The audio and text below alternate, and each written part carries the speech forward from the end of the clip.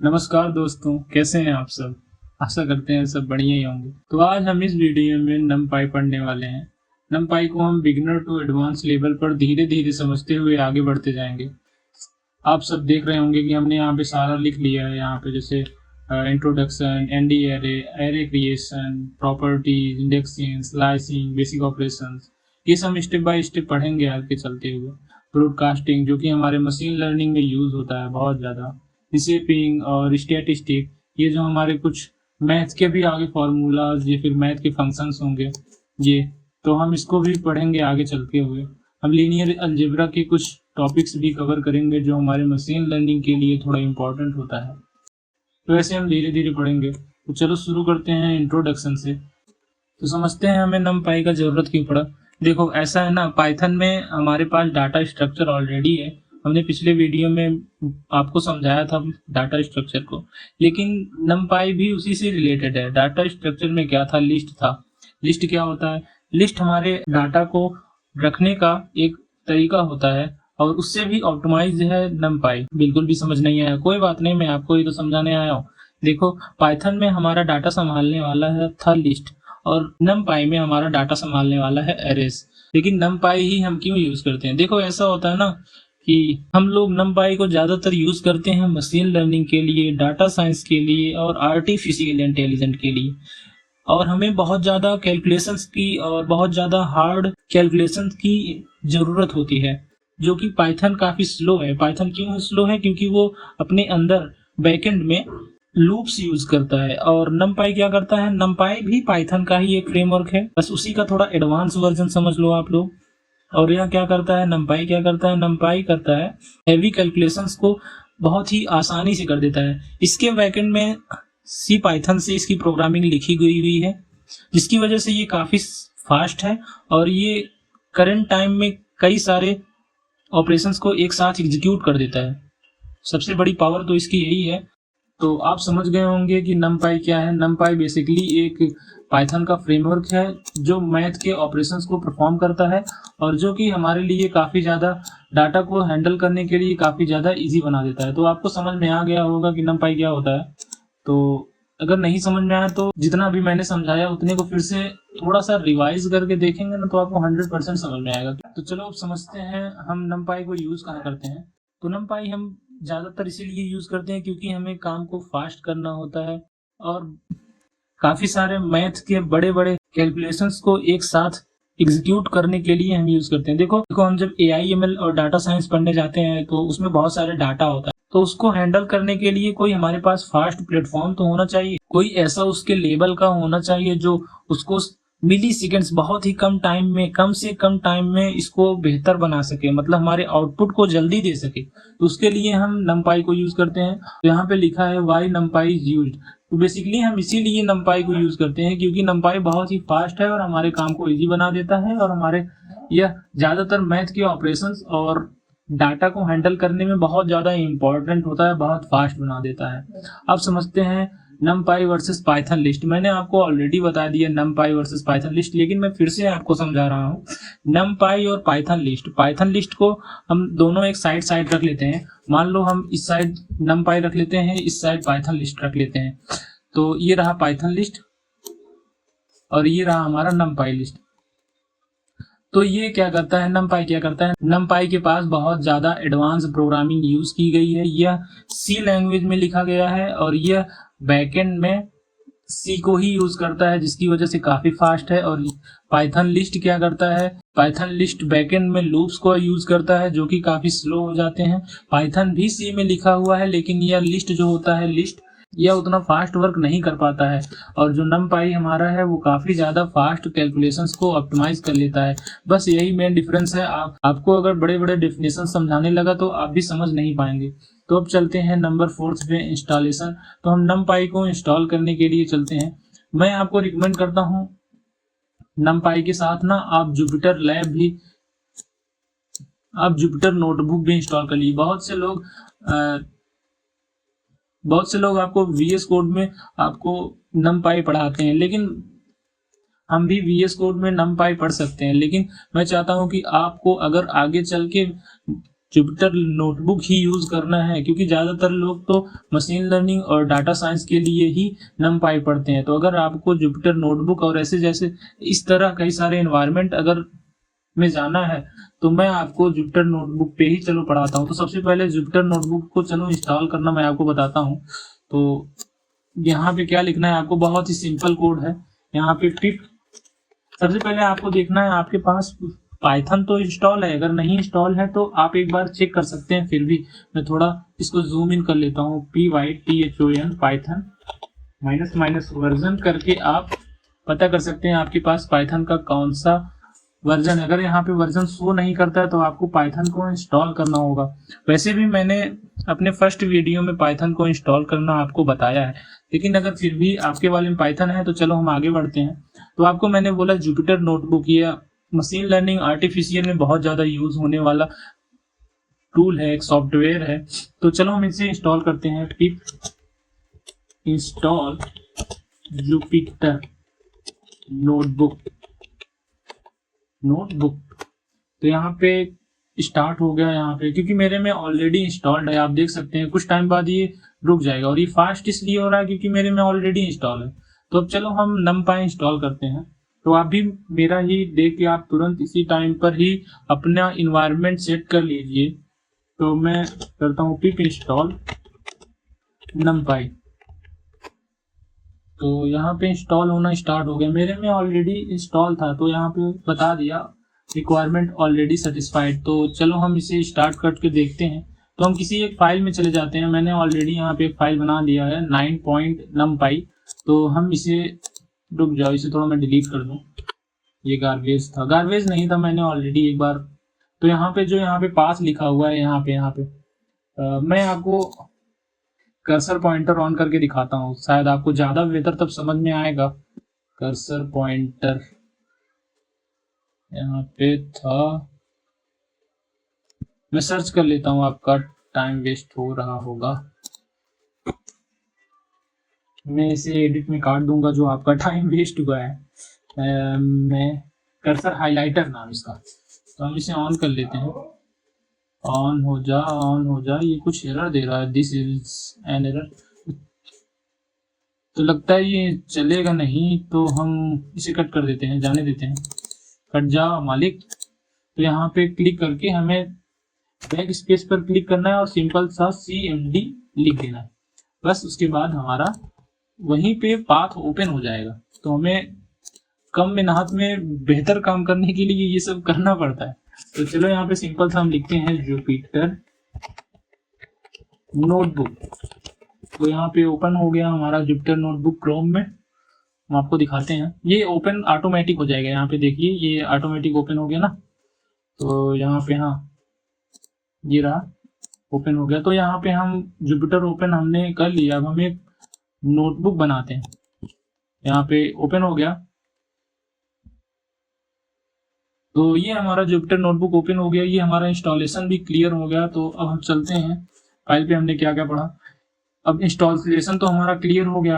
अब हम import numpy as np करके देखते हैं। तो हम भी यहाँ पे क्या करते हैं, तो हमने नोटबुक तो ओपन कर लिया, ऐसा ही नोटबुक ओपन होता है, इससे ज़्यादा और कुछ एडवांस नहीं होता है। हम करते हैं इंपोर्ट numpy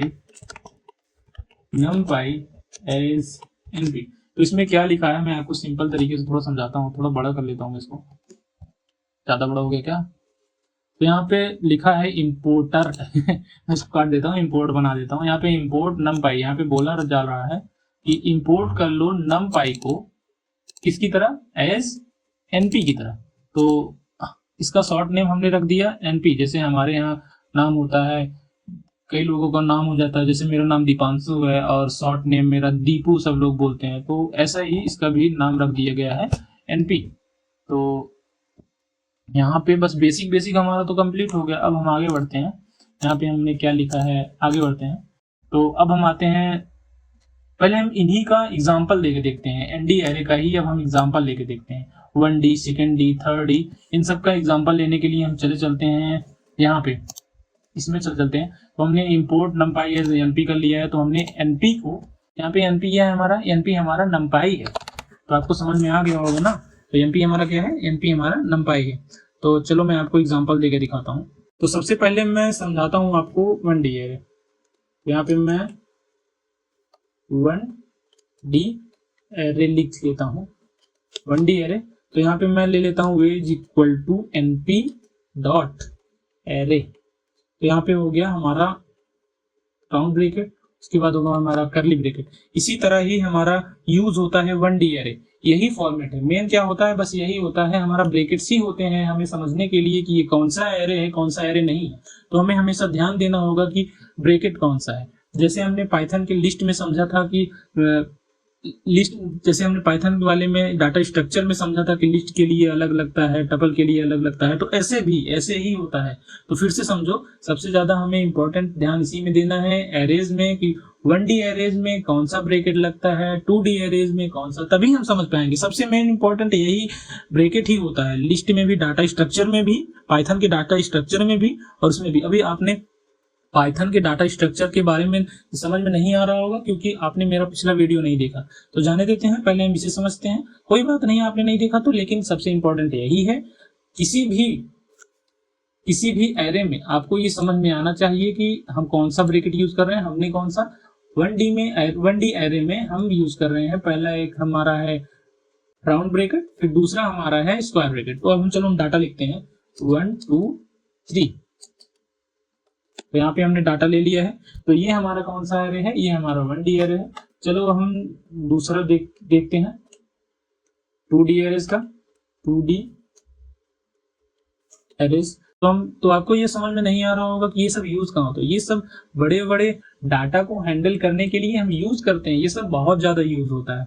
तो चलो मैं आपको समझाता हूँ 2D एरेज के बारे में। तो मैं यहाँ पे बीज इक्वल टू ले लेता हूँ np डॉट एरेज एरे। उसके बाद मैं सबसे पहले राउंड ब्रैकेट को यूज करता हूँ, फिर उसके बाद मैं 2 बार स्क्वायर ब्रैकेट को यूज करता हूँ। मैंने कितनी बार स्क्वायर ब्रैकेट को यूज किया, मैंने 2 बार स्क्वायर ब्रैकेट को यूज किया।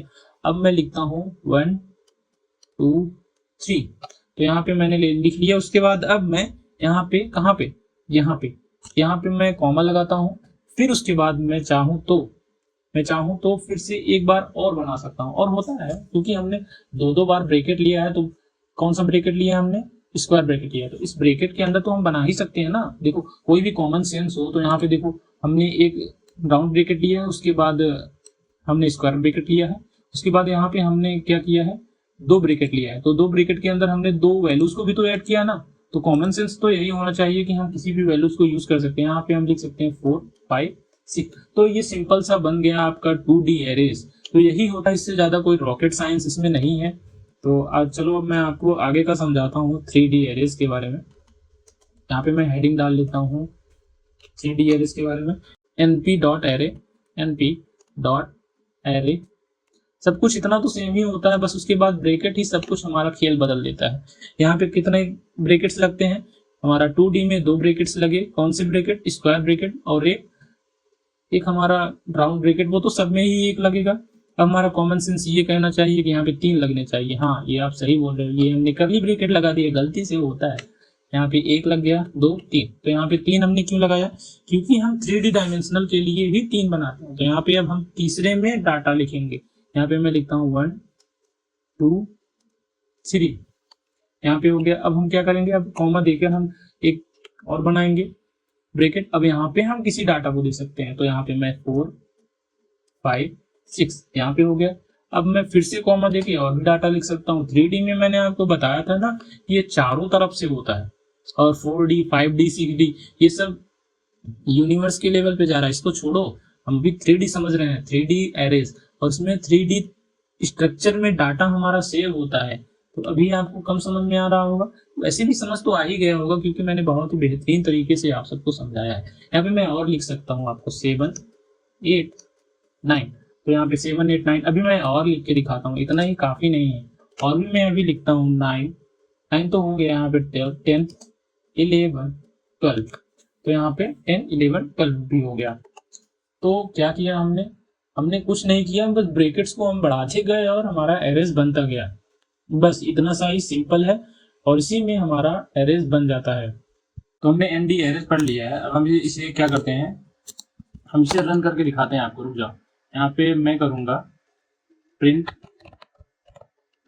पहले मैं टाइप कर लेता हूँ, इसका टाइप क्या है हमें पता चल जाएगा।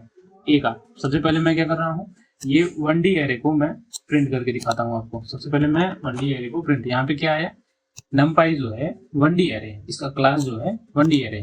क्लास मतलब इसका जो नाम है वही सिर्फ क्लास बोलते हैं। इसको हम करते हैं बी को, मतलब 2D एरेज को हम चलो प्रिंट करके देखते हैं।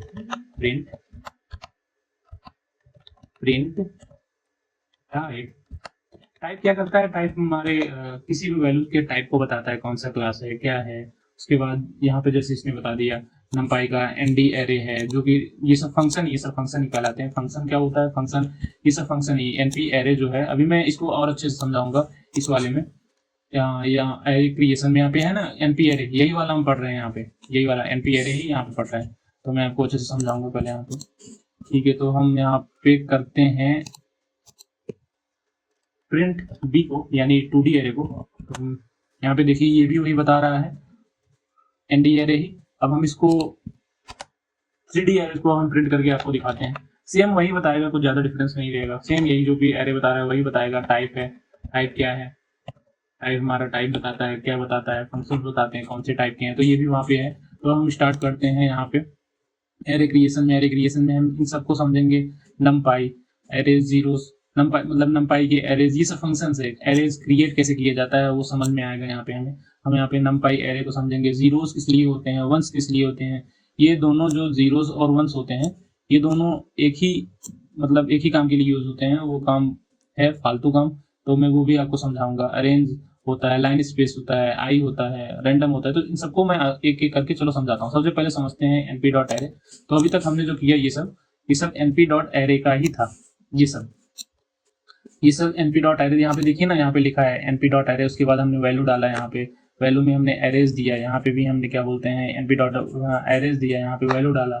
तो ये सब np डॉट एरेज नहीं है, फिर से हम इसको समझते हैं। तो ये सब फंक्शंस हैं, क्या है ये सारे फंक्शंस हैं, ये सब के सब फंक्शंस हैं। फंक्शंस किसे कहते हैं, फंक्शंस हमारे वो होते हैं जो हमारे ऑलरेडी बिल्डिंग होते हैं, जो जिसको numpy ने ऑलरेडी बना के रखा है हमारे लिए, ताकि हम डायरेक्ट इसे कॉल करके यूज कर लें। बस इतना सा ही होता है फंक्शन। आपने अगर पाइथन में पढ़ा होगा तो फंक्शन समझ में आता होगा कि फंक्शन होता क्या है। तो वही सेम चीज है जो कि हमारे लिए numpy ने बना के ऑलरेडी रखा है कि लो पढ़ो यूज कर लो। अब हम समझते हैं numpy डॉट एरे को, np डॉट एरे को। np डॉट एरे को हम सबसे पहले यहाँ पे लिख के देखते हैं, np डॉट एरे। तो यहाँ पे हम क्या करते हैं, इसमें हम करते हैं वैल्यूज डालते हैं। जैसे यहाँ पे हमने डाला 1 2 3, तो ये हमारा 1D एरे है ना। यहाँ पे जैसे हमने देखा था ये वाला, यही वाला ही NP एरे, तो हम समझते हैं ये क्या है, ये हमारा 1D एरे है। तो ये डायरेक्ट कॉल क्यों हो गया, क्योंकि ये वाला कॉल नहीं हुआ, क्योंकि यहाँ पे हमने इसको एक ही अंदर डाला है, इसीलिए यह कॉल नहीं हो। और यहाँ पे डायरेक्ट हमने लिख लिया है ना, यहाँ पे कोई हमने वेरिएबल नहीं डिसाइड किया है। तो समझ में आ रहा है कि नहीं, यहाँ पे फिर से समझो, यहाँ पे हमने वेरिएबल नहीं डिसाइड किया है और यहाँ पे हमने ए को वेरिएबल बना दिया है। तो सारा जो डाटा रहेगा वो ए के अंदर चला जाएगा, यहाँ पे जो डाटा रहेगा बी के अंदर चला जाएगा, ऐसा ही होता है। तो हमने समझ लिया np डॉट एरे किस लिए होता है। तो np डॉट एरे को हम यूज कहाँ करते हैं, इसको हम यूज करते हैं ज्यादातर जब हम मशीन लर्निंग पढ़ते हैं, मशीन लर्निंग और आर्टिफिशियल इंटेलिजेंस। तो हम डाटा को क्या करते हैं, नंबर्स के फॉर्म में बनाते हैं। तो डाटा को जितना भी पूरा टोटल डाटा रहता है उसको नंबर में बनाने के लिए हम np डॉट एरे को ही यूज करते हैं, इसी से बनता है। तो ये सब काफी इंपॉर्टेंट है। अब हम इसको यहाँ पे np डॉट जीरोज और np डॉट वंस को एक साथ देखते हैं। तो यहाँ पे हम समझ एक साथ लिख लेते हैं। पहले हम np डॉट जीरोज को देखते हैं, फिर हम np डॉट वंस को देखेंगे, क्योंकि दोनों सिमिलर हैं और दोनों एक साथ के लिए यूज होते हैं। पहले हम समझते हैं np डॉट जीरोज, यहाँ पे डबल जेड यूज हो गया जीरोज, और यहाँ पे हम डाटा दे देते हैं 10। ये कंट्रोल यहाँ पे क्या हुआ, तो 1D एरे बना। यहाँ पे क्या होगा, इसको अगर काउंट करें तो 10 बार इसने 0 प्रिंट कर दिया होगा। तो हम इसे काउंट कर लेते हैं, 1 2 3 4 5 6 7 8 9 10 बार हो गया ना, 10 बार इसने 0 प्रिंट कर दिया। ये क्या करता है, 0 को प्रिंट कर देता है। हम इसे यूज कहाँ करते हैं, तो हम इसे यूज करते हैं कभी कभी हम जब बहुत सारे बड़े बड़े प्रोजेक्ट में काम करते हैं और हमें पता नहीं होता है कि किसी जगह पर कौन सा डाटा यूज करना है। तो वहां पे हम इसे टेम्परेरी रखने के लिए यूज कर लेते हैं, टेम्परेरी के लिए रख देते हैं और बाद में हम इसे चेंज करते हैं। ये हमारा टेम्परेरी सिस्टम है, हमेशा के लिए यूज नहीं होता है। क्या है, टेम्परेरी, ये टेम्परेरी सिस्टम है, हमेशा के लिए ये यूज नहीं होता है। और ऐसा ही np डॉट वंस भी है। जैसा किसी को पसंद ना आए जीरोस तो हम वंस यूज कर सकते हैं। तो समझ, पहले मैं यहाँ पे करके दिखाता हूँ, यहाँ पे 10 और यहाँ पे मैं इंटर कर लेता हूँ। तो यहाँ पे क्या हुआ, पूरा टोटल 1 आ गया ना, 10 बार 1 आ गया। तो हम इसे इनिशियलाइजेशन के लिए, इनिशियलाइजेशन में हैवी वर्ड था इसलिए मैं नहीं बता रहा था, लेकिन इनिशियलाइजेशन मतलब होता है हम टेम्परेरी यूज करते हैं। जैसे हो गया, हम कोई बड़ा प्रोजेक्ट बना रहे हैं और उसमें हमें पता नहीं है इस जगह पे कोई वैल्यू रखनी है, लेकिन हम उसके जगह पे एक टेम्परेरी जगह रख सकते हैं, इसको जीरोस को और वंस को, बस इतना ही काम है। और हमें इसे हैवी यूज के लिए इसे हम यूज नहीं करते हैं। तो अब इसे स्किप कर देते हैं क्योंकि ये बहुत ज्यादा इंपॉर्टेंट है भी नहीं और बहुत ज्यादा हम यूज भी नहीं करते हैं। तो हमने पढ़ लिए एरे, उसके बाद जीरोस कंटिन्यू कर लिए, उसके बाद हमने वंस, और ये दोनों सिमिलर है, समझ में आता है। और हम समझते हैं अब यहाँ पे तीसरा ये है अरेंज और लाइन स्पेस। ये दोनों सिमिलर से टाइप के हैं और ये दोनों सिमिलर टाइप के काम भी करते हैं। तो मैं ये समझाता हूँ यहाँ पे अरेंज और लाइन स्पेस का। तो मैं यहाँ पे समझाता हूँ अरेंज का, np डॉट अरेंज। तो ये क्या करता है, ये पहले मैं आपको बताता हूँ ये करता क्या है। यहाँ पे मैंने कमेंट कर दिया, इसको कमेंट करने के लिए हम कंट्रोल और स्लैश का यूज करते हैं, बैकवर्ड स्लैश का, जो कि हमारे लिंक्स में यूज होता है, यूआरएल्स में यूज होता है। उसको दबाने के बाद ये वाला स्लैश यूज करते हैं, कंट्रोल प्लस स्लैश, तो हमारा कमेंट हो जाता है। ये आपने पाइथन में पढ़ा होगा, नहीं आता तो मैं बता दिया। तो यहाँ पे हम समझते हैं np डॉट अरेंज को। तो अरेंज की मैं स्पेलिंग देख लेता हूँ सही है कि नहीं। सही है मेरा अरेंज। तो ये सब देखना पड़ता है क्योंकि मैं भी कोई महाज्ञानी नहीं हूँ, मैं भी आप ही की तरह हूँ और मैं भी भूल जाता हूँ सब कुछ चीजें, क्योंकि डेली यूज होती तो ठीक है, नहीं यूज होती है तो, लेकिन ये अरेंज यूज होता है, ऐसा नहीं है कि यूज नहीं होता। ये होता है 3 स्टेप में। सबसे पहले स्टार्ट, फिर उसके बाद एंड, फिर उसके बाद करते हैं। तो ये क्या हो गया, हमने यहाँ पे समझा, यहाँ पे जो वैल्यू रखते हैं वहां पे हम मान लो 1 रख लिए तो यहाँ से 1 से स्टार्ट होगा, एंड होगा जो हमने मान लीजिए 10 रख दिया तो यहाँ पे 10 एंड होगा। स्टेप्स होगा, स्टेप्स मतलब ये कितने स्टेप्स में करेगा, मतलब कितने स्टेप्स में प्रिंट करेगा। मैं इसे अब एग्जांपल देकर दिखाता हूँ। np डॉट अरेंज, अरेंज, अरे अरेंज लिख जाना, अरेंज अरेंज चाहिए मुझको, टाइपिंग एरर बहुत ज्यादा होते हैं दोस्तों मेरे। तो मैं सबसे पहले स्टार्ट को लिखता हूँ, स्टार्ट यहाँ पे मैंने 9 लिख दिया ना, मैं 9 से स्टार्ट करूंगा और ये एक रैंडम वैल्यू है। और मैं एंड कहाँ पे करूंगा, 50 नहीं 20 कर लेता हूँ, 20। और मैं स्टेप्स कितने में करूंगा, मैं स्टेप्स करूंगा 2। तो स्टेप्स का मतलब क्या है, यहाँ पे आपको इतनी समझ में आ जाएगा। तो इसने क्या किया, 2 स्टेप्स में वो कर दिया, यहाँ पे 10 को स्किप कर दिया, 12 को स्किप कर दिया। तो यहाँ पे 2 स्टेप्स में ये कंटिन्यू कर देता है। ये हमारे यूज होता है, ऐसा नहीं है कि यूज नहीं होता है, ये बहुत बार यूज होता है। तो ये स्टेप्स में कंटिन्यू कर देता है और यहाँ पे 20 तक लेके गया है ना, तो यहाँ पे 20 तक जितना इसका बैठता है उतना लेके गया है। अब हम समझते हैं लाइन स्पेस का। तो लाइन स्पेस भी इसी तरह ही यूज होता है। तो हम पहले इसको समझ लेते हैं np। तो पहले हम इसको लिख लेते हैं np डॉट अरेंज, नहीं लाइन स्पेस, क्योंकि हम लाइन स्पेस समझ रहे हैं, अरेंज नहीं समझ रहे हैं, तो ये लाइन स्पेस है। तो लाइन स्पेस ऐसा लिखा जाता है। पहले हम इसको सिंटैक्स समझ लेते हैं। सिंटैक्स यहाँ भी सेम होता है, स्टार्ट होता है, स्टार्ट, उसके बाद एंड, उसके बाद तो यहाँ पे नम क्या होता है, नम बराबर में डिवाइड कर देता है। जैसे यहाँ पे होगा ना, यहाँ पे स्टेप्स में डिवाइड किया, 2 स्टेप्स को स्किप करते गया, मतलब यहाँ पे 2 स्टेप्स को स्किप करता गया। उसके बाद यहाँ पे नम क्या करता है, नम हमारा आधा आधा कर देता है। मान लो हमने दिया np dot line space, line space, उसके बाद हमने यूज किया स्टार्ट, स्टार्ट मतलब मैंने कोई वैल्यू दे दिया जिसका मान लो हमने कर दिया 1। उसके बाद एंड होगा 10 पे ना। तो यहाँ पे नम में क्या होगा, मैं यहाँ पे दे देता हूँ 5। तो ये 5 नंबर्स में डिवाइड कर देगा, आधा आधा को। मैं यहाँ पे एग्जीक्यूट करता हूँ। एग्जीक्यूट करने के लिए मतलब रन करने के लिए कंट्रोल और इंटर एक साथ दबाया जाता है तो हो जाता है। पहले कंट्रोल दबाइए, फिर इंटर दबाइए, फिर रन हो जाता है। तो यहाँ पे क्या हुआ, यहाँ पे हमने दे दिया स्टार्ट नंबर 1 दे दिया, उसके बाद एंड हमने नंबर दे दिया, मतलब 10 से बाहर नहीं जाना चाहिए। यहाँ पे 10 से बाहर नहीं किया। उसके बाद हमने बोल दिया कि 5 बार से आधा आधा कर दो, मतलब 10 को 5 बार आधा आधा कर दो। तो ये इसने क्या किया, पहले 1 को लिखा, फिर उसके बाद 3.25 को लिखा, 5.5 को लिखा, 7.75 को लिखा, 10। यानी इसने 1 2 3 4 5 1 2 3 4 5 5 बार इसने 10 को आधा आधा कर दिया, मतलब 10 को 5 भागों में बांट दिया ना। जैसा हमने बोलते नहीं है कि 10 डिवाइड बाई 5, बस यही वाला काम है, बस और कुछ नहीं। डबल डिवाइड हो गया, उसमें जाने दो। तो हमने समझ लिया अरेंज को भी। अरेंज क्या करता है, अरेंज हमारा स्टेप्स में काम करता है, और ये जीरोस और वंस क्या करते हैं, ये सब हमारे टेम्परेरी है, बहुत ज्यादा इंपॉर्टेंट नहीं है। एरेज क्या है, एरेज बहुत इंपॉर्टेंट है, ये हमारे डाटा को क्या करता है, नंबर्स में कर देता है, क्योंकि हमारा मशीन लर्निंग नंबर्स ही जानता है। और ये लाइन स्पेस क्या करता है, लाइन स्पेस हमारा आधा आधा कर देता है, जितना हम इंड नंबर देंगे उसी का ये आधा आधा कर देगा। बस अब हम आगे समझते हैं, बहुत हो गया, हमने लाइन स्पेस तक समझ लिया। अब हम आई को समझते हैं, np.i। तो हम समझते हैं np.i क्या करता है। np.i ऊपर लिख लेते हैं। और ये क्या करता है, ये हमारा आइडेंटिटी मैट्रिक्स है, और इसका सिंटैक्स कुछ इस तरह होता है, मैं आपको दिखाता हूँ। तो यहाँ पे हम लिख लेते हैं n हमारा क्या है, n हमारा है रोज, और यहाँ पे मैं लिख लेता हूँ m क्या है हमारा, m हमारा है कॉलम। कॉलम क्या होता है, कॉलम हमारा डाटा के टेबल के अंदर होता है। रोज और कॉलम्स अलग अलग होते हैं। मैं आपको दिखाता हूँ, ऐसे करके कंटिन्यू करके दिखाता हूँ। ये थोड़ा ट्रिकी है, लेकिन मैं आपको समझा दूंगा, शुरू से अंत तक बने रहिए। तो ये वाला थोड़ा ट्रिकी है, लेकिन मैं आपको अच्छे से समझाऊंगा, ठीक है। यहाँ पे एम को आप ना भी देंगे तो कोई दिक्कत नहीं होगी, क्योंकि ये वैसे ही एरे बना देता है, और ये थोड़ा ऑप्शनल है। एम थोड़ा ऑप्शनल है, ये एम थोड़ा ऑप्शनल है, कोई दिक्कत नहीं है, नहीं देंगे कोई दिक्कत नहीं है, लेकिन एन को देना इंपॉर्टेंट है। तो हम इसको एग्जाम्पल से देखते हैं। np.i ये क्या करेगा, ये डायगोनल पर, डायगोनल क्या होता है मैं भी आपको समझाऊंगा, अभी दिखाइए, अभी देखिए बस, और कुछ नहीं। यहाँ पे मैं दे देता हूँ 3। तो ये क्या करेगा, 3 रोज बनाएगा, 3 कॉलम्स बनाएगा, और उसी पर डायगोनल पर एक एक कर देगा, और बाकी सब 0। देखो यहाँ पे, तो ये डायगोनल है, यहाँ ये डायगोनल है, ये डायगोनल है, यहाँ पे जहां जहां एक लिखा है वो डायगोनल है, इसे डायगोनल बोलते हैं। एकदम सेंट टॉप टू बॉटम जो होता है वो साइड बाय साइड, इसे डायगोनल बोलते हैं। और ये क्या करता है, डायगोनल पर एक एक प्रिंट कर देता है, जहां पे जितने हम वैल्यू देंगे उतने ये रोज और कॉलम्स बनाएगा।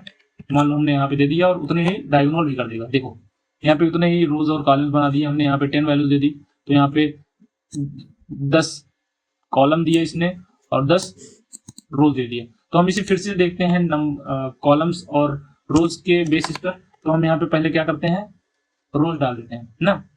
तो यहाँ पे हमने डाल दिया 4, एंड कॉलम डाल दिया हमने 7। तो हम ऐसा करके देखते हैं तो क्या होता है यहाँ पे। अब देखा क्या होता है, अब देखो यहाँ पे ना डायगोनल क्या होगा, डायगोनल अब सेंटर में नहीं रहा। डायगोनल को देखो 1 1 1 जहाँ पे लिखा है वही डायगोनल है, अब सेंटर पे नहीं है। अब ये क्या किया, यहाँ पे जो रोज है, रोज के बेस पे ये डिवाइड हो गया। यहाँ पे रोज क्या होता है, टॉप टू बॉटम ही हमारा रोज होता है, टॉप टू बॉटम।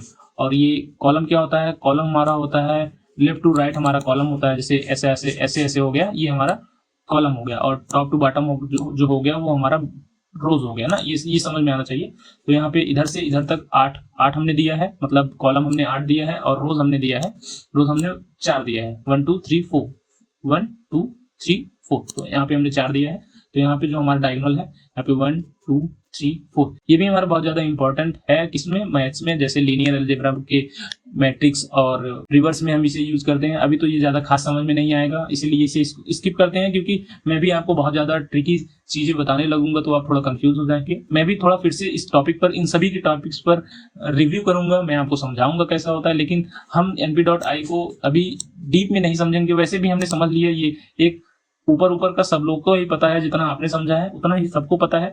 और ये इतना समझ लो कि लीनियर अलजेब्रा में बहुत ज्यादा यूज होता है, किसमें, मैट्रिक्स जब हम बनाते हैं, मैट्रिक्स भी इसी तरह होता है ना। मैट्रिक्स क्या होता है ये भी मैं अभी समझाने वाला नहीं हूँ, मैं आपको समझाऊंगा मैथ्स वाले पे।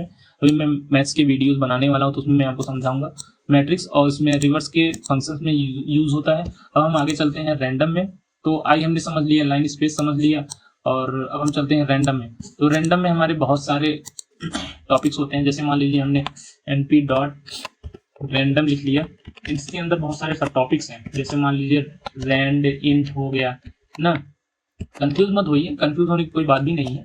और रैंड हो गया ना, उसके बाद हो गया हमारा नॉर्मल हो गया, उसके बाद हमारा हो गया फीचर्स हो गए, उसके बाद हमारा हो गया चॉइस हो गया ना, चॉइस।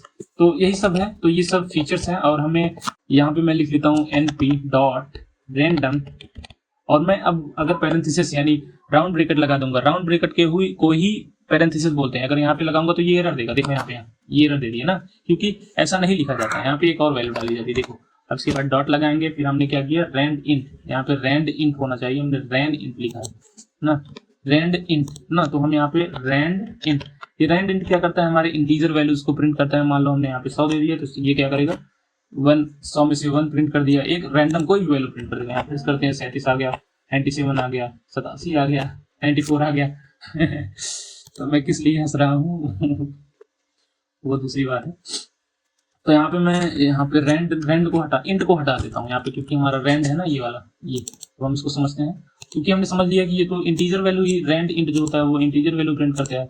हमारा रैंड क्या करता है ये समझ में आना चाहिए। कंट्रोल और एंटर दबाऊंगा, फिर देखिए यहाँ पे क्या किया इसने, बहुत सारे पूरे 100 प्रिंट्स कर दिए। क्या पूरे 100 इसने प्रिंट कर दिया, पूरे 100 इसने रैंडम वैल्यू प्रिंट कर दिया। कौन सा, ये फ्लोट वैल्यू जिसने प्रिंट किया है। अब हम इसे समझते हैं नॉर्मल चॉइस से, नॉर्मल आप लोग देख लीजिएगा, और हम इसे समझते हैं चॉइस ना। वो गलत लिख लिया हमने, यहाँ पे नहीं होना चाहिए, यहाँ पे नहीं, रैंड की जगह हमें लिखना ना। होता है, सबसे गलतियां होती हैं, हमसे भी होती हैं, क्योंकि हम लोग कहीं से अलग दुनिया से तो आए नहीं हैं। तो ऐसा नहीं बोला जाता कि किसी टीचर से गलतियां नहीं होती है। मैं कोई टीचर नहीं हूँ, मैं तो आपका दोस्त हूँ। तो मैं चॉइस देता हूँ यहाँ पे 1 2 3 10 100, यानी मैंने जो वैल्यूज दिए हैं उसको चॉइस मैंने मानकर यहाँ पे कुछ गलत हुआ क्या, कुछ गलत होगा, इंट हैज नो लेंथ,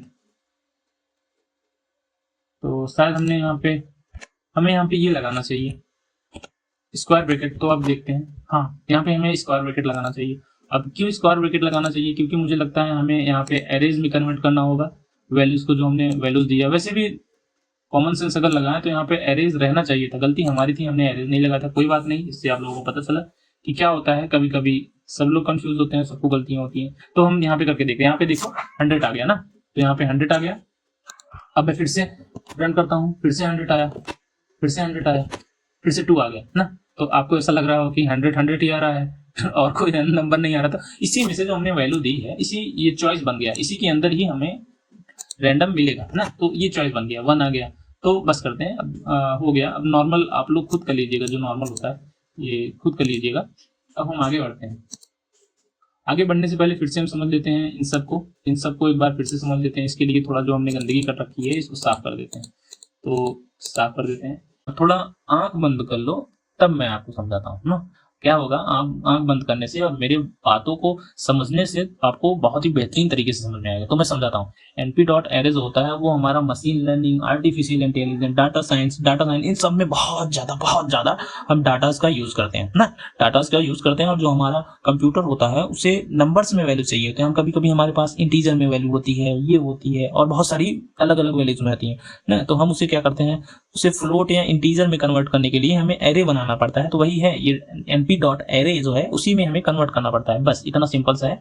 अब हम np.zeros और np.ones को समझते हैं। np.zeros क्या करता है, np.zeros हमारे सभी वैल्यूज को 0 कर देता है, और हम इसे np.ones भी हमारा सभी वैल्यूज को 0 कर देता है। हम इसे यूज क्यों करते हैं, क्योंकि हमें कभी कभी ऐसा लगता है कि हमें टेम्परेरी डाटा इस जगह पर, इस प्लेस पर अभी रखना चाहिए, और हम लास्ट में इसकी जगह पर हम ओरिजिनल डाटा डाल देंगे ना। तो उसके लिए हम np.zeros या np.ones को यूज कर लेते हैं। दोनों सेम ही काम करते हैं, दोनों सेम है। और इसी तरह हम अरेंज और लाइन स्पेस भी दोनों सेम तरह काम करते हैं। अरेंज क्या करता है, अरेंज हमारा, जैसे हमने स्टार्ट, इंड और स्टेप्स में करके वो दिखाया ना, तो क्या करता है, स्टार्ट पे हम वैल्यू देते हैं np.arrays, उसके बाद स्टार्टिंग वैल्यू देते हैं, स्टॉप वैल्यू देते हैं, उसके बाद एक और वैल्यू देते हैं, वो वैल्यू होता है हमारा स्टेप्स का। स्टेप्स का मतलब हमारा कितना स्टेप्स को काट कर, मान लीजिए हमने वहां पे 2 दिया था एग्जांपल में, तो वहां पे अगर हम 5 देते हैं तो वो 5 स्टेप्स में हमारा काट के देता है, मतलब 5 स्टेप्स को वो हाइड कर देता है, मतलब स्किप कर देता है, फिर देता है। जैसे हमने पाइथन में कंटिन्यू पढ़ा था, वैसे ये भी स्किप कर देता है। कंटिन्यू हमारा स्किप कर देता है, ये भी स्किप कर देता है, बस। और हमारा लाइन स्पेस क्या होता है, लाइन स्पेस हमारा क्या करता है, लाइन स्पेस हमारा भी इसी तरह काम करता है, लेकिन ये क्या करता है, ये हाफली डिवाइड कर देता है। जैसे हमने स्टार्टिंग वैल्यू दे दी, उसके बाद एंडिंग वैल्यू दे दी, और हमने बता दिया कि कितनी बार एंडिंग वैल्यू को हमें कट करना है, मतलब इसका मतलब यह है कि हमें कितना कितना आधा आधा डिवाइड करना है, बस इतना सा, और उतने उतने वैल्यूज को ये आधा आधा डिवाइड कर देता है, बस तो इतना ही है।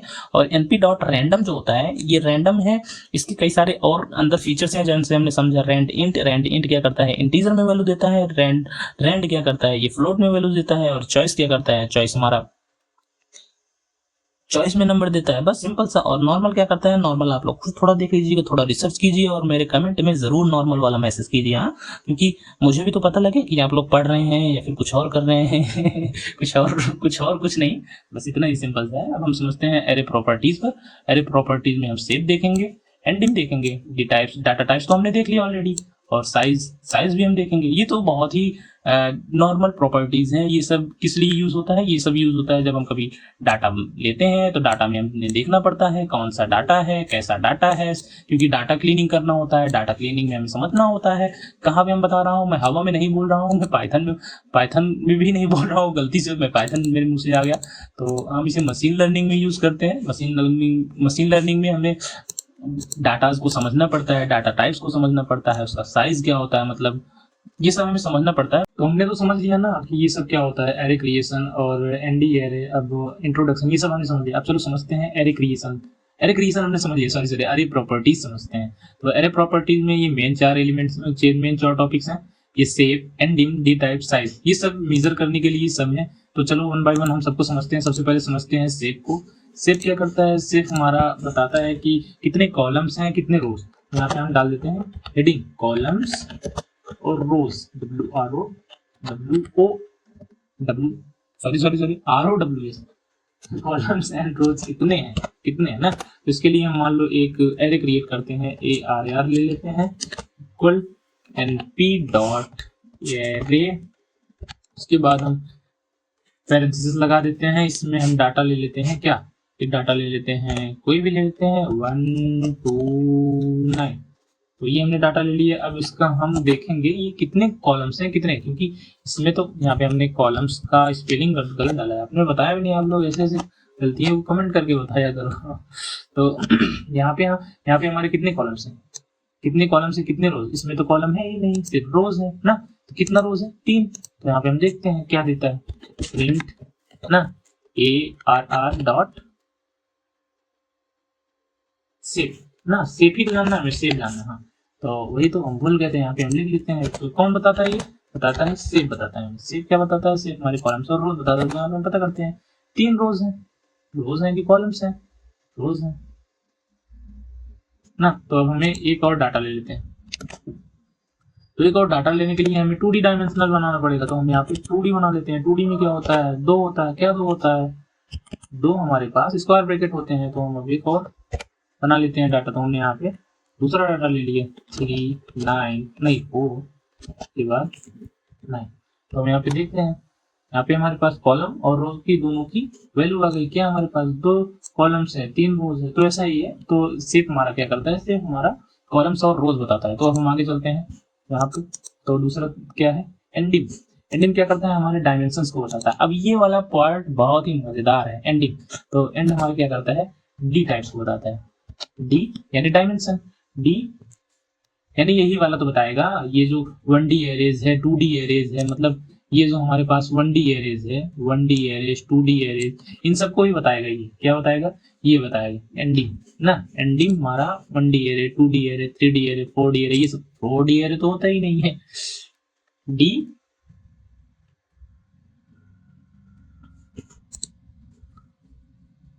एंडिंग है, एंडिंग।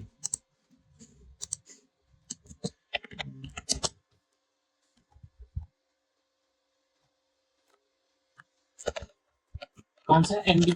तो ये हमारा एंडिंग क्या करता है, एंडिंग हमारे कौन सा डी है, कौन सा डायमेंशन है, ये बताता है, डायमेंशन। तो यहाँ पे हमने लिख दिया कौन सा डी है, यानी एंडिंग हमारा बताता है कौन सा डायमेंशन है। तो हम यहाँ पे एरे का ही प्रिंट कर लेते हैं। यहाँ पे हमने वैल्यू डाला है एरे, तो हम कर लेते हैं प्रिंट। हमने ऑलरेडी वैल्यू दिया है तो क्या मतलब है, तो हम लिख लेते हैं एंडिंग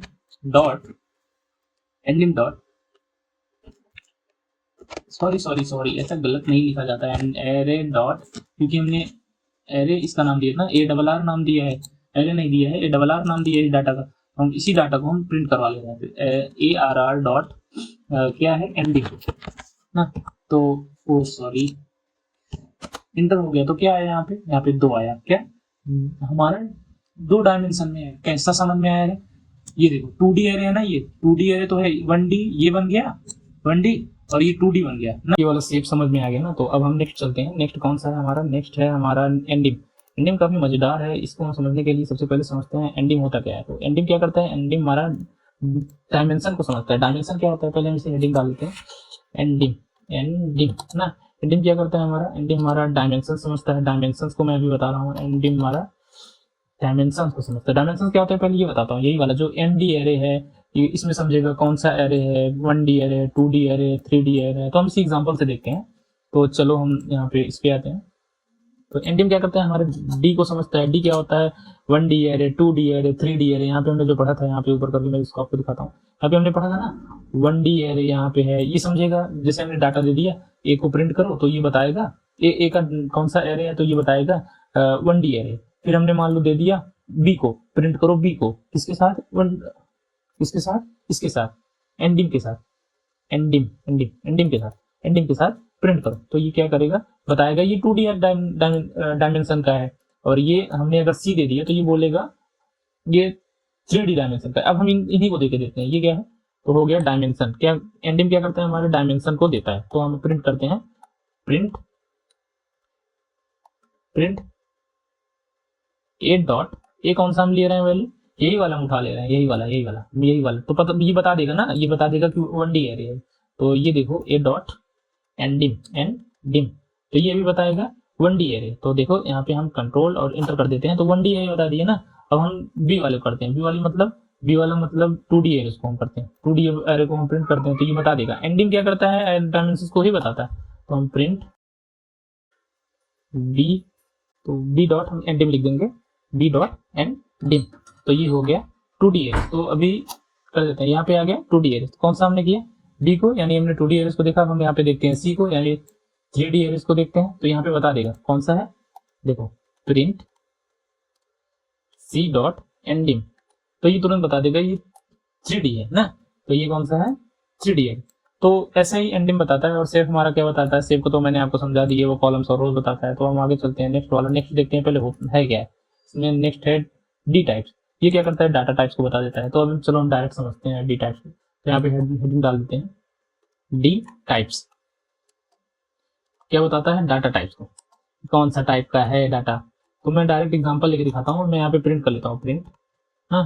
उसके बाद डी टाइप, नहीं, ये पहले आएगा। तो हम कौन सा करें पहले? हम यहाँ पे करते हैं ARR को ही प्रिंट कर लेते हैं। तो मैं इसे ही उठा लेता हूँ, फिर उसके बाद प्रिंट करते हैं ना। तो यहाँ पे ये हो गया। यहाँ पे हम ARR को प्रिंट कर लेते हैं। तो यहाँ पे हम क्या करते हैं? ARR dot D types. यही है टाइप्स है कि टाइप है? देखो ये वाला देखो टाइप है। तो यहाँ पे हम प्रिंट कर लेते हैं इसे ना। तो int 64, यहाँ पे ये डायरेक्ट डाटा का वैल्यू दे देता है, किस फॉर्म में है, कौन सा टाइप है। तो यहाँ पे ऐसे ही दे देता है, int 64 होता है, int 32 होता है। तो ऐसे ये int 32 होता है, int 64 होता है, और फ्लोट होता है। फ्लोट में भी कई सारे होते हैं। तो ये हो गया डाटा टाइप्स। डी टाइप्स क्या बताता है? डाटा टाइप्स बताता है। तो हम साइज समझते हैं। चलो साइज क्या बताता है? साइज हमारी टोटल वैल्यू को बताता है। तो टोटल एलिमेंट, टोटल वैल्यू जितना है यहाँ पे 1 2 9 3 4 9, ये पूरा बता देगा। तो हम इसे प्रिंट करते हैं। क्या है? तो यहाँ पे हम करेंगे, क्या है ये? साइज ना, साइज का नाम लिख लेते हैं, साइज। तो प्रिंट यहाँ पे हम लिख लेते हैं ARR डॉट साइज। तो हम इसे एंटर करते हैं। तो कितना है पूरा? 6, 1 2 9 3 4 9, ये कितना हो गया? 6 ही तो है पूरा। टोटल कितना है? 6 ही तो है। तो यहाँ पे हमारे जितना वैल्यू है 6 वैल्यू है ना। तो यहाँ पे 6 आ गया। तो इतना ही होता है। तो दोस्तों हमने ये समझ लिया है, क्या बोलते हैं, अरे प्रॉपर्टीज को हमने समझ लिया है। अब हम चलते हैं इंडेक्सिंग एंड स्लाइसिंग में। तो इंडेक्सिंग में हम सबसे पहले समझ आते हैं इंडेक्सिंग को, उसके बाद हम स्लाइसिंग को समझाएंगे, उसके बाद हम रो सिलेक्शन को समझाएंगे, उसके बाद हम कॉलम सिलेक्शन समझाएंगे। तो हम सबसे पहले समझते हैं इसको, इंडेक्सिंग को। तो यहाँ पे मैं इसको थोड़ा जूम कर लेता हूँ। जूम करने के बाद मैं इसे, वो क्या हो रहा है ये मेरे साथ, तो यहाँ पे मैं इसको सबसे पहले इंडेक्सिंग, फिर स्लाइसिंग, फिर रो सिलेक्शन, फिर कॉलम सिलेक्शन को समझाऊंगा। तो सबसे पहले हम चलते हैं इंडेक्सिंग को। तो मैं यहाँ पे हेडिंग डाल लेता हूँ इंडेक्सिंग। इंडेक्सिंग के लिए मैं एक डाटा ले लेता हूँ, एक 1D डाटा, 1D डाटा ले लूंगा मैं, 1D डाटा ना। उसके लिए डारा लिख दिया हूँ मैं, डाटा लिखना चाहिए था, कोई बात नहीं। अब मैं लिखता हूँ डी नहीं डालूंगा, number equal to np dot array, उसके बाद पैरेंथेसिस यानी राउंड ब्रैकेट, उसके बाद हम देंगे स्क्वायर ब्रैकेट के अंदर हम 1D डाटा डालेंगे 10, 20, 30, 40। तो यहाँ पे हमने 4 वैल्यू डाला है इस नंबर के अंदर। तो हम इसको अब इंडेक्सिंग करके आपको दिखाएंगे।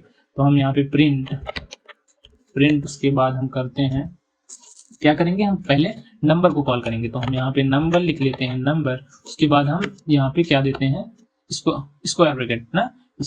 उसके बाद हम यहाँ पे कोई भी वैल्यू डालेंगे। जैसे यहाँ पे 10 को कॉल करना है तो इंडेक्सिंग बोलते हैं, 20 को कॉल करना है तो इंडेक्सिंग बोलते हैं, 30 को कॉल करना है तो इंडेक्सिंग बोलते हैं, 40 को कॉल करना है तो इंडेक्सिंग बोलते हैं। लेकिन एक और दिक्कत है, मैं आपको समझाता हूँ। देखो, उसके लिए मैं ना यहाँ पे थोड़ा कमेंट कर देता हूँ और थोड़ा क्लीन तरीके से मैं आपको, ये जो 10 है वो हमारा 0th नंबर पे है। हाँ, उसके बाद ये हमारा जो 20 है वो हमारा फर्स्ट नंबर पे है। हाँ, कंप्यूटर में हर प्रोग्रामिंग लैंग्वेज में ऐसा ही होता है। उसके बाद ये जो 30 है वो हमारा 3rd नंबर पे है, और ये जो हमारा 40 है ये हमारे 4th नंबर पे है। हाँ, तो इसको मैं मैच करा देता हूँ।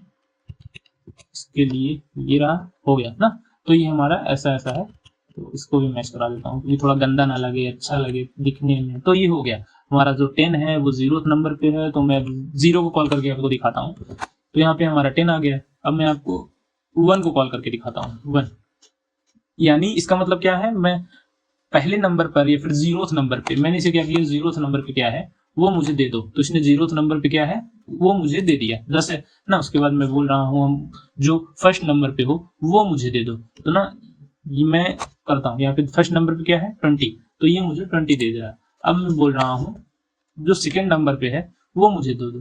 तो सेकेंड नंबर पे हमारा 30 है, मैंने यहाँ पे गलत लिखा है, यहाँ पे 2 होगा ना, यहाँ पे 2 होगा और यहाँ पे 3 होगा। तो सेकेंड नंबर पे क्या है हमारा, सेकेंड नंबर पे हमारा है 30, तो 30 दे देगा। ऐसा ही होता है दोस्तों, ये हमारा इंडेक्सिंग हो गया।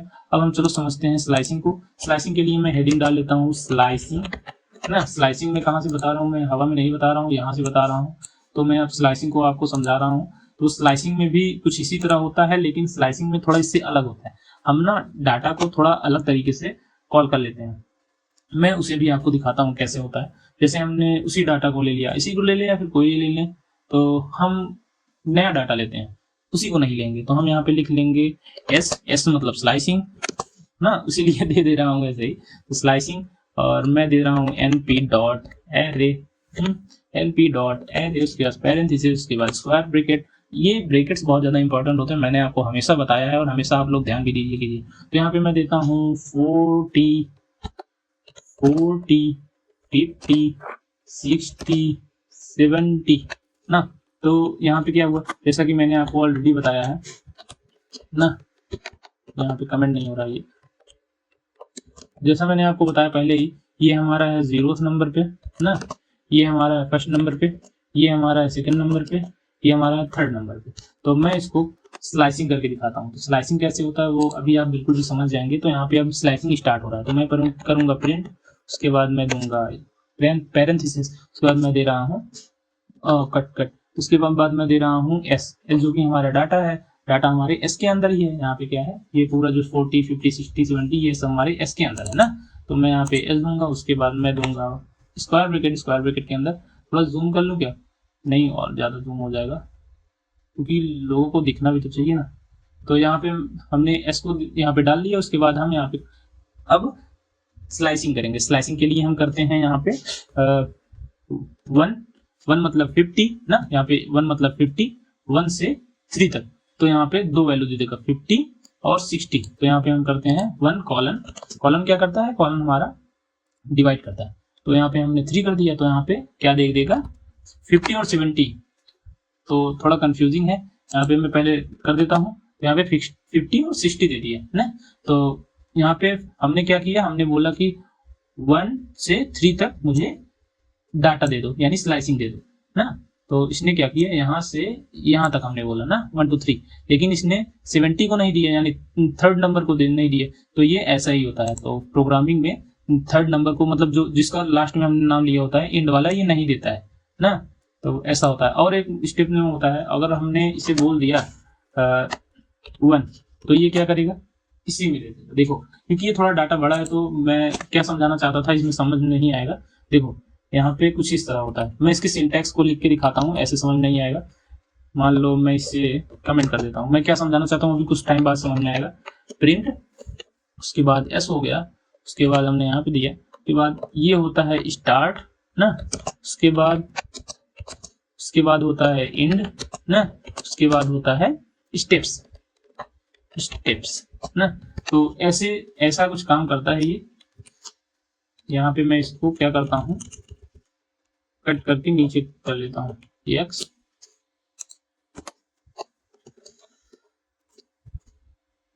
तो यहाँ पे स्टेप तो समझ में नहीं आएगा, लेकिन समझाता हूँ फिर भी मैं आपको।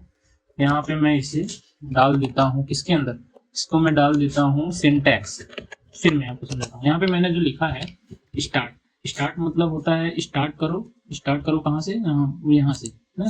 तो वो स्टार्ट है, उसके बाद दे दिया मैंने इंड कहाँ पे करो, 3 पे करो ना। तो हमने यहाँ पे इंड दे दिया 3 पे, उसके बाद स्टेप्स में क्या करो, इतने स्टेप्स में करो। तो अगर ये डाटा बड़ा होता थोड़ा, अगर ये डाटा बड़ा होता, मान लो थोड़ा बड़ा होता, तो मैं करके दिखाता हूँ। यहाँ पे हमने 0 से स्टार्ट करते हैं और इस डाटा को थोड़ा हम बड़ा कर लेते हैं, क्योंकि छोटे डाटे में थोड़ा समझ में कम आता है। 80 90 110, तो हम इससे बढ़ा भी लेते हैं, ऐसा नहीं है कि हम इसे बढ़ाएंगे नहीं, बढ़ाएंगे 4, यहाँ पे 5 6, तो हमारा ऐसा नंबर है। तो हमने बोल दिया यहाँ पे 6 तक 2 ना। तो और उसके बाद कितने स्टेप्स में, हमें दो स्टेप्स में। तो ये स्किप करके देगा। तो यहाँ पे देखो दो वैल्यू स्किप करके देखा। यहाँ पे इसने क्या किया, पहले इसने 40 कॉल कर दिया यानी 0 को, फिर उसके बाद इसने 50 को स्किप कर दिया यानी फर्स्ट नंबर को स्किप कर दिया, फिर उसके बाद 60 कॉल कर दिया, फिर उसके बाद 80 कॉल कर दिया। और ये 7th नंबर लास्ट वाला करता नहीं है, और लास्ट वाले पहले ये 90 कर नहीं पाएगा, क्योंकि उसके पहले उसका 2 स्टेप कंप्लीट नहीं हुआ। तो यही होता है स्लाइसिंग। अब हम चलते हैं रो सिलेक्शन में। रो सिलेक्शन के लिए हम डाटा को 2D बना लेते हैं, क्योंकि तो हम स्टार्ट करते हैं रो सिलेक्शन। तो हम सबसे पहले हेडिंग डाल लेते हैं रो, यहाँ पे रो सिलेक्शन हेडिंग डाल लेते हैं। अब हम स्टार्ट करते हैं। और ये इजीली नहीं समझ में आएगा, थोड़ा कंफ्यूजिंग लग सकता है, लेकिन मैं आपको समझा रहा हूँ, और इसे हम एग्जांपल से ही समझ सकते हैं। ऐसे अगर समझाने से मैं आपको मुंह से समझाऊं तो नहीं समझ पाओगे, थोड़ा एग्जांपल से हम समझते हैं। सबसे पहले हम डाटा लेते हैं, डाटा का नाम लेते हैं रो, और उसका हम दे देते हैं np डॉट। ऐसे में देखते देखते और मेरी वॉइस को समझते समझते आप समझ जाएंगे, मतलब दोनों को कॉम्बिनेशन से। पहले आप स्क्रीन पर ध्यान से देखिए, np डॉट एरे, उसके बाद मैं डाटा लेता हूँ। यहाँ पे मैं एरे का डाटा देता हूँ। यहाँ पे मुझे क्या बनाना है, 2D एरे, क्योंकि हम रो सिलेक्ट कर रहे हैं। रो और कॉलम किस में होता है, 2D और 3D एरेज में होता है। 1D एरे में डाटा नहीं होता है, रो और कॉलम नहीं होता है। मैं आपको अच्छे समझाता हूँ, अच्छे समझाने के लिए मैं यहाँ पे आता हूँ। यहाँ पे हमने देखिए ये हमारा 1D एरे है, और इसमें रो और कॉलम नहीं है। रो और कॉलम किस में है, इसमें है, देखो ना। ये हमारा रो और कॉलम, ये हमारा कॉलम है, ये हमारा कॉलम है, और ये 1 और 4 ये हमारा रो है, 2 और 5 ये हमारा रो है, 3 और 6 ये हमारा रो है। इसमें भी ऐसे दिखाता हूँ। यहाँ पे आ जाता हूँ और इसको भी मैं सबको कर देता हूँ। यहाँ पे 2 भी आ जाए। यहाँ पे देखो ये हमारा 1 4 7 10 ये हमारा रो है, और 1 2 3 ये हमारा कॉलम है, 4 5 6 ये हमारा कॉलम है, 7 8 9 ये हमारा कॉलम है। ऐसे ही होता है। तो यहाँ पे हमें क्योंकि रो सिलेक्ट करना है, तो रो के लिए हमारे पास 2D एरे होना चाहिए। तो हम 2D एरे के लिए हम डबल स्क्वायर ब्रैकेट लगाते हैं। यहाँ पे हम लिख लेते हैं 100 200 डाटा लिख रहे हैं 300 उसके बाद हम यहाँ पे कॉमा देके दूसरा डाटा लिखते हैं। तो दूसरा डाटा लिखने के लिए थोड़ा मैच कर दें, इसको मैच हो जा। उसके बाद यहाँ पे लिखते हैं 400 उसके बाद 500 700। कितना ले लें कि और ले लें, एक कॉलम और लेते हैं, एक कॉलम और ले लेते हैं। चलो क्या दिक्कत है, ले लेते हैं। यहाँ पे हो गया 800 900, उसके बाद ये हो गया 1000 तक आखिर में हम पहुंच गए। तो एक और बात बता दूं, जैसे मैंने आपको इसमें बताया था, इसमें वाले में यहाँ पे ये वैल्यू 0 से स्टार्ट होती है, 1 2 3 4 5, इसी में भी मैं कुछ समझाना चाहता हूँ। ये हमारा हो गया 0th कॉलम, ये हमारा हो गया 0 कॉलम ना, ये वाला हमारा हो गया, ये वाला हमारा हो गया 1th कॉलम, और ये वाला हमारा हो गया 2nd कॉलम। और भी मुझे समझाना है, ये वाला हमारा हो गया 0th रो, ये वाला हो गया हमारा, यहाँ मैं इसको बताता हूँ, ये वाला हो गया हमारा 1th रो, ये हमारा हो गया 2nd रो ना। तो ऐसा होता है कुछ। और मैं आपको प्रिंट करके दिखाता हूँ, प्रिंट, और मैं आपको 0 0 प्रिंट करके दिखाता हूँ यहाँ पे, क्योंकि ये 0 वाला है 0, यहाँ पे देखो ये 0th लाइन है, रो मैं सिलेक्ट कर रहा हूँ, तो मुझे यहाँ पे 100 और 400 800 यानी 100 400 800 ये मुझे 0 0 पे दिखाना पड़ेगा। तो यहाँ पे मैं क्या करूँगा, 0 0 दिखाने के लिए कुछ ऐसा सिंटेक्स होता है, 0 लिखते हैं, उसके बाद कॉलन लिखते हैं, उसके बाद 0 लिखते हैं। यहाँ पे क्या होगा, थोड़ा कुछ स्क्रिप्ट कर सकते हो, तो यहाँ पे आएगा एरर, और ये एरर इसलिए आया क्योंकि हमने कॉलम नहीं लगाया था। कॉलम लगाने के लिए हमें यहाँ पे कॉलम लगाना पड़ता है यहाँ पे, उसके बाद हम करते हैं। तो यहाँ पे फिर से एरर आया, इसका तो मुझे समझ में नहीं आया, इनवैलिड सिंटैक्स क्या बोल रहा है ये। तो हम यहाँ पे 1 लिख लेते हैं, फिर भी यहाँ पे क्या बोलेगा, इनवैलिड सिंटैक्स, ये क्यों दे रहा है, मुझे कंफ्यूज कर रहा है ये। अब देखते हैं ये क्यों दे रहा है यार, ऐसा तो नहीं होना चाहिए। अभी मैं कॉलम को कॉल करके देखता हूँ, इसने 1 दे दिया। ओह, तो हमने यहाँ पे रो को कॉल नहीं किया यार, ऐसा तो हो ही नहीं सकता। तो यहाँ पे हमें रो डालना चाहिए था, रो उसके बाद हम यहाँ पे लिख सकते हैं। यहाँ पे वही तो बोल रहा हूँ, कॉलम 400 500, ये तो हमने कॉलम को मंगा लिया। यहाँ पे हमने क्या किया, कॉलम को कॉल कर लिया, तो हमने कॉलम सिलेक्शन कर लिया। यहाँ पे हमने क्या किया, कॉलम सिलेक्शन वाला कर लिया, लेकिन हम रो सिलेक्शन कर रहे हैं, ये वाला। तो मैं आपको रो सिलेक्शन दिखा रहा हूँ। तो रो सिलेक्शन के लिए यहाँ पे ऐसा होता है, एक ये कर देंगे, इसके बाद हम लगा देंगे 1 मतलब ये हो गया, ये वाला और ये वाला, यानी 500 200 नहीं 500 और 900 ये दोनों प्रिंट हो जाएगा। देखो नहीं हुआ क्योंकि हमने यहाँ पे कॉमन लिया था। अब यहाँ पे करते हैं 500 और 900। अब यहाँ पे हम 700 और 1000 प्रिंट करके दिखाएं। यहाँ पे क्या करना पड़ेगा, हमें जानते हो 1, उसके बाद यहाँ पे नहीं, हमें यहाँ पे 2 करना पड़ेगा। यहाँ रो वाले में ये रो है, ये मतलब ये रो बताता है और ये कॉलम बताता है। मैं इसका सिंटैक्स लिख के दिखाता हूँ आपको। तो सिंटैक्स लिखने के लिए प्रिंट डॉट डॉट डॉट, यहाँ पे जो भी आपका वेरिएबल का नाम हो, उसके बाद यहाँ पे होता है रो, उसके बाद यहाँ पे होता है कॉलम ULLEMN ना, ऐसा होता है। तो ये इसका सिंटैक्स है। यहाँ पे हम एग्जांपल के लिए लिख लेते हैं रो नहीं एग्जांपल लिख देते हैं ना, तो x लिख लेते हैं, ज़्यादा समझ में आएगा, x ही ठीक है। तो यहाँ पे हो गया, तो यहाँ पे आ गया 500 और 900। अब यहाँ पे 700 तो 1000 करके दिखाते हैं। यहाँ पे हमें करना पड़ेगा 2 और करना पड़ेगा 2 करना पड़ेगा और 1 नहीं करना पड़ेगा शायद, 2 और 2 करना पड़ेगा। क्या तुम्हें क्या लगता है, 2 करना पड़ेगा शायद, देखते हैं। 1000 आ गया ना, तो लेकिन हमें 700 और 1000 प्रिंट करके दिखाना था, तो 2 हो गया। तो ये हाँ, यहाँ पे ये वाला 2 हो गया और यहाँ पे 2 हो गया, तो हमें यहाँ पे 1 करना पड़ेगा। देखिए 1 करने से हमें ये वाला भी दे दिया 700 यानी फर्स्ट और सेकंड, ये वाला भी। तो ऐसा ही होता है कुछ रो और कॉलम का। और हम चलते हैं यहाँ पे मतलब कॉलम सिलेक्शन का। कॉलम सिलेक्शन बहुत ही ईजी है। कॉलम सिलेक्शन के लिए हम करते हैं यहाँ पे हेडिंग डालते हैं। चलो यहाँ पे हेडिंग डालते हैं। यहाँ पे हेडिंग के लिए कॉलम सिलेक्शन, और इसमें हम वही डाटा ले लें, वही वाला। तो चलो ठीक है, तो इसी डाटा को हम कॉपी कर लेते हैं।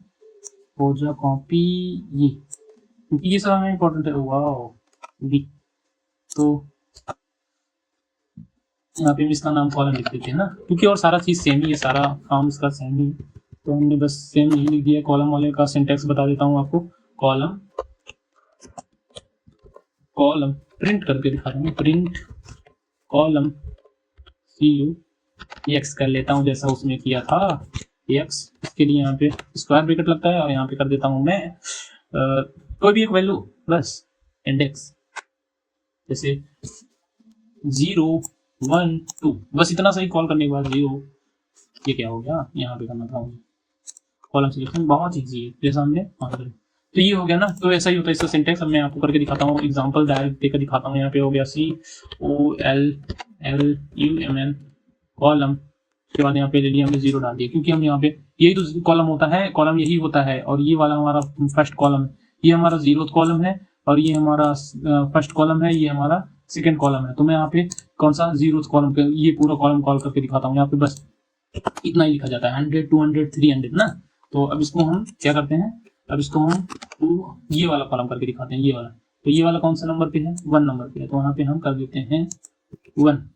तो यहाँ पे हम कर देते हैं 1। तो 400 500 600 ऐसा ही होता है। यहाँ पे 2 कर दें तो 2 भी ऐसा ही, तो सेम 800 900 1000 ऐसा ही होता है। और ये कॉलम सिलेक्शन काफी इजी है compare to row selection. Row selection थोड़ा आपको ठीक लग सकता है, क्योंकि यहाँ पे ये कॉलम लगाना पड़ता है और ये कॉमा लगाना, कॉमा और कॉलम दोनों साथ लगाना पड़ता है, और दोनों को रो और सिलेक्शन को, मतलब रो और कॉलम को दोनों को मैच करना पड़ता है। बस समझ गया आपने। तो हम समझते हैं बेसिक ऑपरेशन को, एडिशन, सब्सट्रैक्शन, मल्टीप्लिकेशन। तो हम सबसे पहले समझते हैं बेसिक ऑपरेशंस में ये एडिशन। एडिशन को हम तो चलो समझते हैं। इसके लिए हम बनाते हैं एडिशन, ये भी काफी इजी है। और इसके लिए हम क्या करते हैं, NP A = NP के बाद डॉट ARRAY एरे। यहाँ पे हम डाटा ले लेते हैं कौन सा, 10 20 30 ना।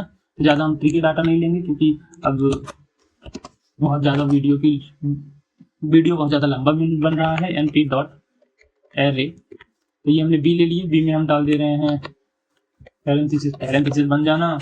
यहाँ पे हम डाल दे रहे हैं 40 ना, 50 60 ना। तो यहाँ पे हम क्या करने आए हैं, एडिशन ना। तो मैं एडिशन करके दिखा रहा हूँ आपको।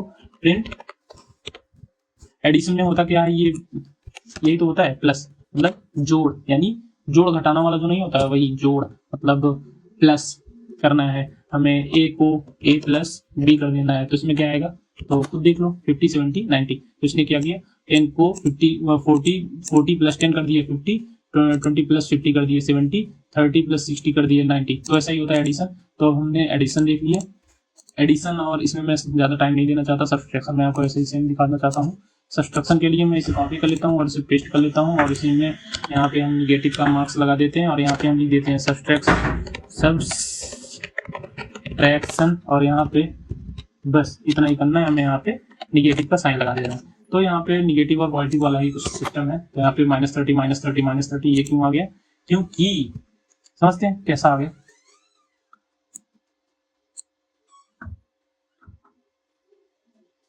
क्योंकि A-B से इसने क्या कर दिया, इसने A-B यानी 10 से 40 कर दिया, तो -30 आ गया। और 20 से 50 कर दिया, मतलब 20 से 50 कर दिया तो -30 आ गया। उसके बाद ऐसा ही कुछ सिस्टम इसमें भी है, ऐसा ही आ गया। तो इसमें कुछ मतलब बेसिक कॉमन सेंस तो होगा, मतलब मैं इतना तो बेसिक कॉमन सेंस ज़्यादा हो गया इतना तो मैं तो आता ही होगा। और ये ऐसे ही आ गया, क्योंकि सब्सट्रैक्शन करने के बाद इतना ही वैल्यू आता है, इसका माइनस नहीं आता, क्योंकि हम कॉलम A से कॉलम B को कर रहे हैं, क्योंकि कॉलम B हमारा बड़ा है, तो इसीलिए बड़े से छोटे में ऐसा कुछ सब्सट्रैक्शन वाले में होता है। मल्टीप्लिकेशन करके देखते हैं, मल्टीप्लिकेशन। तो यहाँ पे हम मल्टीप्लिकेशन के भी लिए वही डाटा यूज कर लेते हैं। तो यहाँ पे लिख लेते हैं मल्टीप्लिकेशन। मैं इसमें ज़्यादा टाइम नहीं देना चाहता, क्योंकि ये बेसिक है और मैं बेसिक में नहीं देना चाहता टाइम। मल्टीप्लिकेशन का साइन क्या है मैं यहाँ पे देख लेता हूँ। मल्टीप्लिकेशन का साइन है ये, यही है, यही है। और यहाँ पे मैं साइन करके देख लेता हूँ ये वाला। तो यहाँ पे हाँ, मल्टीप्लाई तो नहीं हुआ ये, यहाँ पे मल्टीप्लिकेशन का साइन ये होना चाहिए ना, ये होगा सर स्टार।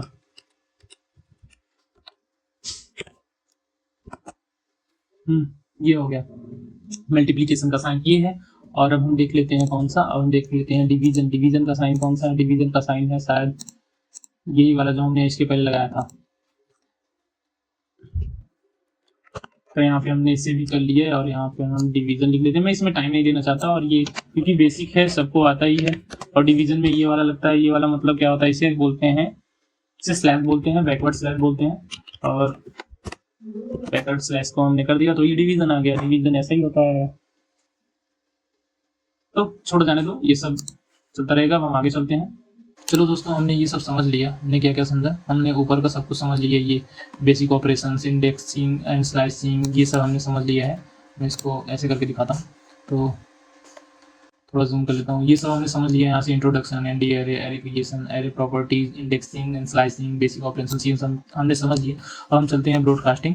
ब्रॉडकास्टिंग को पहले मैं आपको समझा दूँ, ये थोड़ा इंपॉर्टेंट है हमारे मशीन लर्निंग के लिए, काफ़ी ज़्यादा यूज़ होता है और ये ऑटोमेटिक यूज़ होता है, ऑटोमेटिकली अंदर से अंदर अपना काम करता रहता है और समझ में नहीं आता है। तो ये थोड़ा हमें समझना है अच्छे से और ज़्यादा समय भी नहीं लगाना इसमें, लेकिन हम समझ लेंगे बहुत ही ईजी तरीके से और बहुत ज़्यादा हार्ड भी नहीं है ये। तो चलो समझाता हूँ आपको। इसमें सबसे पहले स्केलर ऑपरेशन काफ़ी ईजी है, लेकिन ऐसा लगता है कि बहुत ज़्यादा ट्रिकी है। तो ब्रॉडकास्टिंग है, ये हम पढ़ रहे हैं ब्रॉडकास्टिंग को।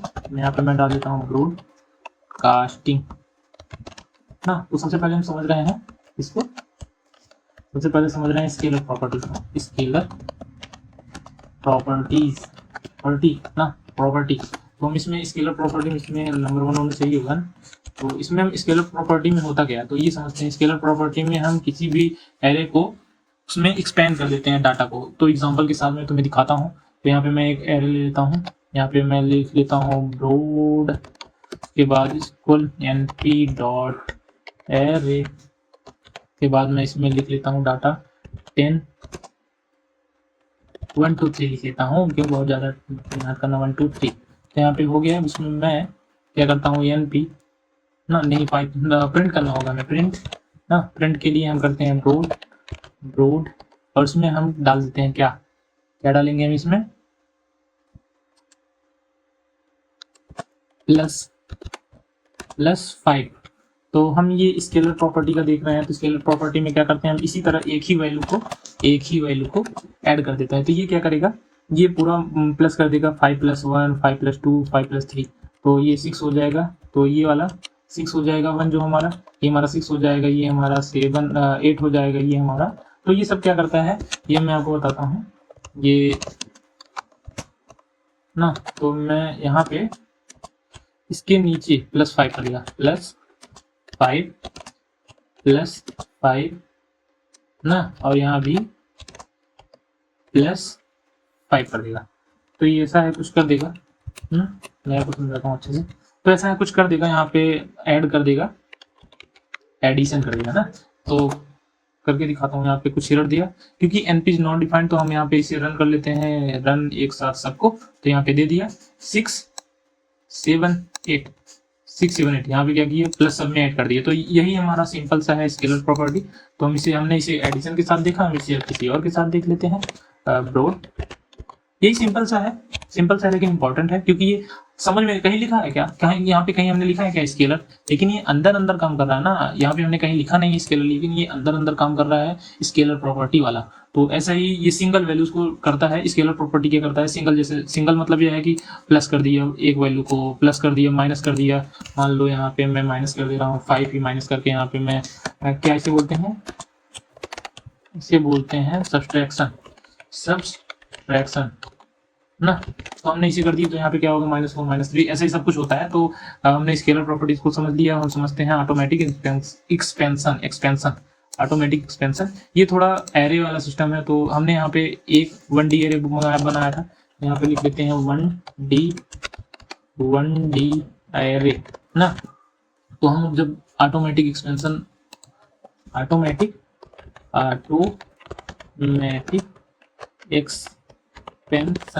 ना, ऐसा ही होता है ना, एक्सपेंशन, ये SION है। तो हमने TION लिख दिया, ज़्यादातर कहीं भी ऐसा होता है।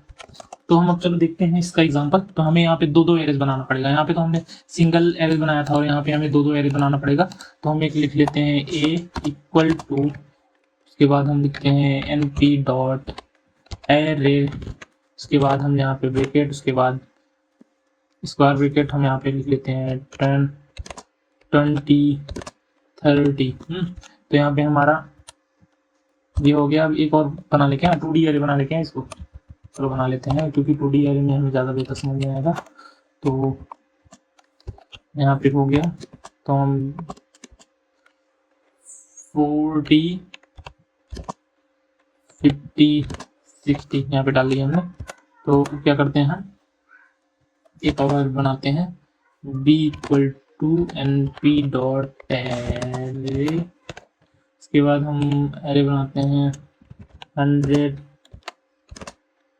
200 300। अब इसको चलो हम क्या करते हैं, ये यहाँ पे थोड़ा स्पेस ज़्यादा हो गया, गंदा लग रहा है ना थोड़ा देखने में, तो हम क्या करते हैं इसे इसके साथ मैच कर देते हैं। अब नीचे आते हैं, अब इसे प्रिंट कर देते हैं, प्रिंट। ये हमारा ऑटोमेटिक एक्सपेंशन वाला मैं आपको दिखा रहा हूँ, A+B। अब देखो क्या होता है, यहाँ पे इसने क्या कर दिया, 100 को यहाँ पे प्लस कर दिया ना, यहाँ पे दो एरोज को, ये दो इसमें दो एरे ना, दो मतलब 2D एरे है ना, 2D एरे मतलब दो एरे ही होता है। तो ये 2D एरे, तो यहाँ पे क्या कर दिया, 10 को यहाँ बना दिया, 100 प्लस कर दिया, तो यहाँ पे हो गया 110 यानी 110, और यहाँ पे 2 को कर दिया 220, और यहाँ पे 330 कर दिया, ऐसे ही कर दिया इसने, प्लस कर दिया। अब इसे सब्सट्रैक्शन करके भी दिखा देते हैं। तो ये सिंपल है, इससे ज़्यादा कुछ और रॉकेट साइंस है नहीं इसमें, बस इतना ही है। अब यहाँ पे हम सब्सट्रैक्शन कर देते हैं, सब्सट्रैक्शन, यहाँ पे सब्सट्रैक्शन।